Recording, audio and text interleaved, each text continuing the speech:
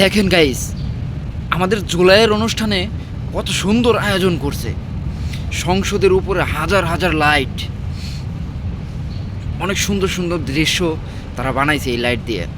অবশ্যই এগুলো কয়েক হাজার ড্রোনের মাধ্যমে করা হয়েছে। তো আসুন আমরা দেখি